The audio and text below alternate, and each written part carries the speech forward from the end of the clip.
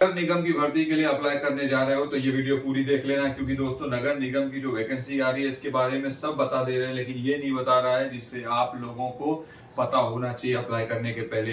Apply तो करना है दोस्तों, लेकिन ये तरीके जो पता चल जाएंगे ना उसके बाद आपका माइंड क्लियर हो जाएगा। आखिर वो वाली बात चर्चा ही नहीं कर रहे हैं लोग, इसकी सच्चाई नहीं बता रहे हैं आपको। तो आज मैं इस वीडियो के अंदर सारी चीजें बताने वाला हूँ। चैनल पे नए हो तो सब्सक्राइब कर लेना और वीडियो को पूरा देखना। दोस्तों इसमें तमाम पोस्ट आने वाले हैं। जो भर्ती की अपनी घोषणा हुई है वो 50,000 से अधिक पद रखे गए हैं, जिसके अंदर नगर निगम की तरफ से भर्ती आएगी। और उससे बड़ी बात बता देता हूँ, ऑल इंडिया के लोग अप्लाई कर सकते हैं। ये ऑल इंडिया में आयोजित किया जाएगा नगर निगम की ये भर्ती। और इसके अंदर दोस्तों 10वीं पास किया आपने, 12वीं पास किया, स्नातक किया, उसके बाद टेक्निकल जो पोस्ट होंगे उसके लिए डिग्री डिप्लोमा भी लगेगा।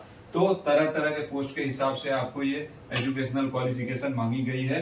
18 साल से लेकर 35 साल की तुम्हारी उम्र है तो अप्लाई कर लेना बेधड़क।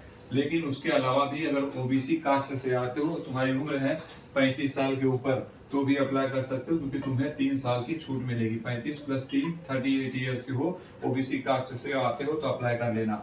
SC ST से आते हो तो 5 साल की छूट है दोस्तों। 18 से लेकर 35 साल की उम्र है तुम्हारी, 35 की हो गए हो, 5 साल और जोड़ लो। अगर SC ST से आते हो तो 40 साल के लोग भी नगर निगम की इस भर्ती के लिए अप्लाई कर सकेंगे। और उससे बड़ी बात बता देता हूँ दोस्तों कि इसके अंदर तमाम अलग अलग पोस्ट हैं, तो अलग अलग पोस्ट के हिसाब से अलग अलग एजुकेशनल क्वालिफिकेशन मांगी गई है। तो क्लर्क के पोस्ट के दस्तावेज प्रबंधक और कार्यालय का कार्य होगा। क्लर्क की नौकरी भी इसके अंदर आने वाली है जॉब। जूनियर इंजीनियर के पद पर भी इसके अंदर आपको भर्ती देखने मिलेगी, जूनियर इंजीनियर। और स्वच्छता निरीक्षक, सफाई का जो काम होगा उसके लिए भी एक अलग से पद होंगे। और कर निरीक्षक के पोस्ट पे भी काफी सारी भर्तियां आने वाली है। तो कर निरीक्षक होते हैं दोस्तों जो इनकम टैक्स विभाग वगैरह देखते हैं ना, आईटी जो टैक्स वगैरह पे देखते हैं कि तो कर विभाग की भर्ती है ये। कंप्यूटर ऑपरेटर, अगर आपने कंप्यूटर किया है और कंप्यूटर पे आपका सब अच्छा है तो दोस्तों कंप्यूटर में पकड़ अच्छी है तो आप इस पद के लिए भी आवेदन कर सकेंगे। और ये याद रखना कि अलग अलग जो पोस्ट है उसके लिए अलग अलग एजुकेशनल क्वालिफिकेशन मांगी गई है।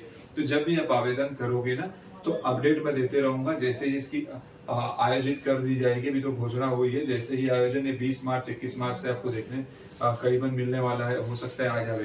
तो जैसे ही वैकेंसी कंफर्म हो जाएगी आ जाएगी, वैसे मैं आपको अपडेट करूंगा। इसलिए चैनल पर नए हो तो सब्सक्राइब जरूर कर लेना। सफाई कर्मचारी के पद पर भी भर्ती आने वाली है, तो ये भी ध्यान रखना। चपरासी के पद पर भी आने वाली है। तो तमाम ऐसे पद हैं दोस्तों जिसपे अलग अलग पोस्ट पे सभी कहीं ना कहीं सेट हो जाएंगे, अप्लाई कर सकेंगे। और पोस्ट भी जो है वो छोटे मोटे नहीं है दोस्तों, 50,000 के लगभग पोस्ट आने वाली है। तो बहुत ही अच्छी है, तैयारी करना आज से अभी से शुरू कर दीजिए, क्योंकि देखो सरकारी नौकरियां जो है वो आसानी से नहीं मिलती, कुछ ना कुछ मेहनत थोड़ा करना पड़ता है। लेकिन इसमें अपॉर्चुनिटी इसलिए ज्यादा है क्योंकि ज्यादा लोगों को ये सब पता नहीं चलता।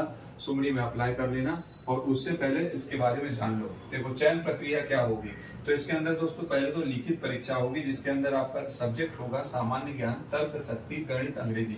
इस तरह के जो जीके भी होगा, जनरल नॉलेज वगैरह। तो इस तरह के अगर दोस्तों आपको सब्जेक्ट देखने मिलेंगे तो इस पे थोड़ा सा आप एफर्ट डालना शुरू कर दीजिए। दूसरा, उसके बाद जब ये लिखित परीक्षा आपकी हो जाएगी उसके बाद पास होने के बाद मुख्य परीक्षा होगी जो आपकी मेन परीक्षा होगी। और मेन परीक्षा में अगर आप पास कर लेते हो तो आपका दोस्तों शारीरिक दक्षता होगी। शारीरिक में जैसे होती है ना कि कोई भी गवर्नमेंट एग्जाम देने जाते हो तो आपका हेल्थ चेकअप होता ही है, तो वो आपका हो जाएगा। उसके बाद दस्तावेज सत्यापन होगा, डॉक्यूमेंटेशन होगा, जो आपका प्रॉपर डॉक्यूमेंट जो भी आपके इनके रिक्वायरमेंट होंगे उनके हिसाब से आपका प्रॉपर डॉक्यूमेंट आपको अटैच करना है। और घोषणा हुई है इससे जुड़ी।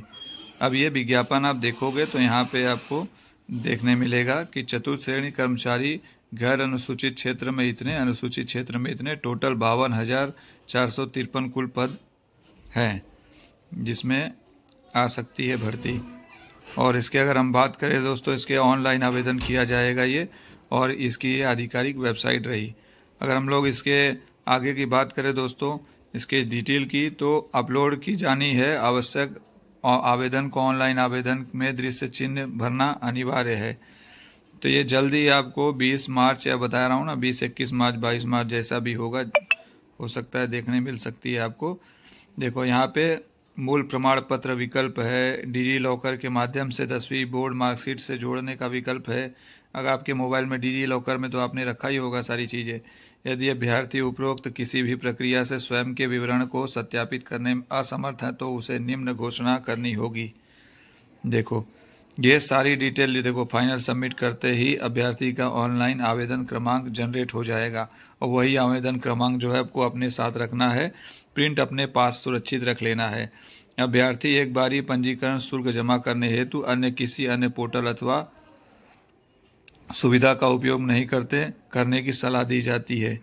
अभ्यर्थी एक बारी पंजी शुल्क का भुगतान आवेदन की अंतिम तिथि दिनांक से पूर्व सुनिश्चित करे। आवेदन के जो आखिरी डेट होगा ना, उससे पहले ही आपको दस्तावेज सबमिट करके ऑनलाइन पेमेंट कर देना है, तभी आपका मान्य होगा।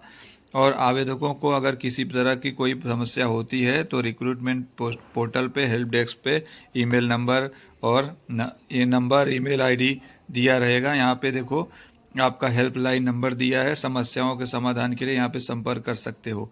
अभ्यर्थी को बिना द्वारा ऑनलाइन आवेदन में गलत सूचना देने, तथ्य छुपाने पर बोर्ड अभ्यर्थी पर नियमानुसार कार्रवाई के। देखो क्या होता है ना, जैसे आप ऑनलाइन सबमिट कर रहे हो, फॉर्म भर रहे हो, तो उसके अंदर ये नहीं कि फर्जी में कुछ भी बता दूं, जो है एक्चुअल है वही बताओ, जो डिग्री है आपके पास वही दिखाओ।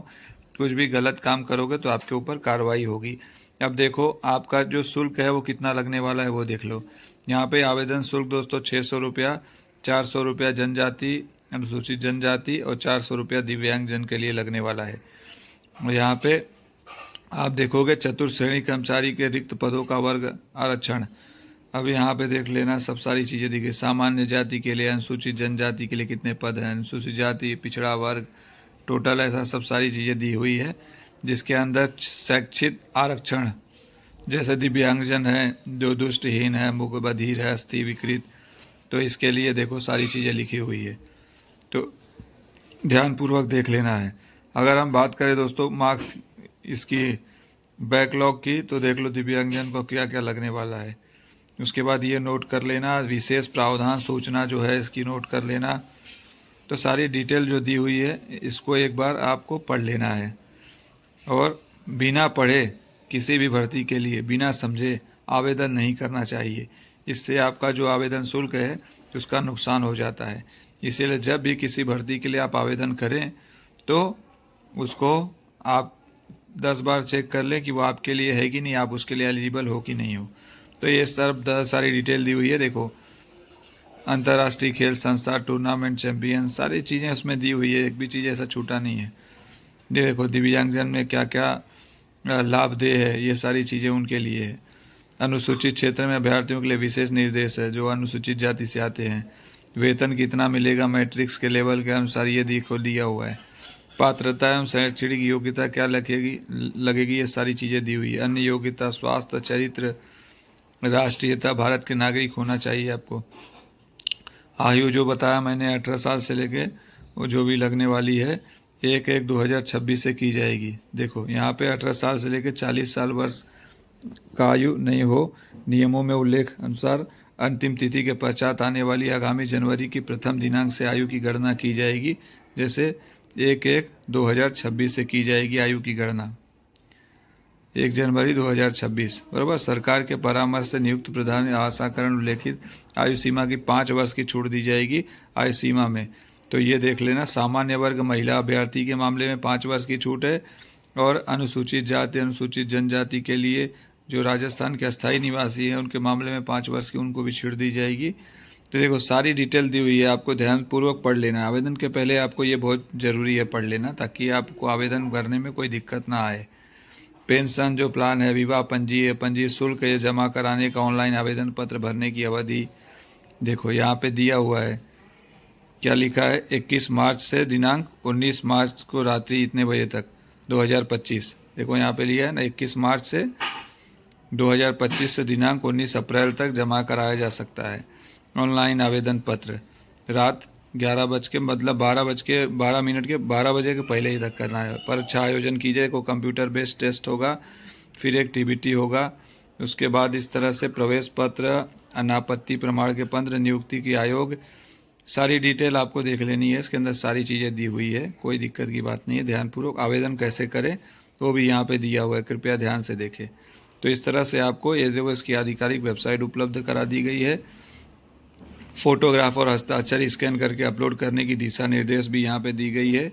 हस्ताक्षर अपलोड करने के लिए दिशा निर्देश डिस्क्रिप्शन में लिंक मिल जाएगा। देखो एग्जाम पैटर्न देख लो। सामान्य हिंदी 30 मार्क का, सामान्य अंग्रेजी 15 मार्क्स का होगा, सामान्य ज्ञान जो है वो 50 मार्क का होगा, भूगोल 10 मार्क, इतिहास 10, सामान्य ज्ञान 5 मार्क, 2 घंटे का पेपर होगा, कुल 125 मार्क्स का पेपर होगा। Objective type question paper, maximum mark 200 है, number of question 120, duration 2 hour 2 घंटे का दिया जाएगा। All question carry equal mark, negative marking 1/3 है।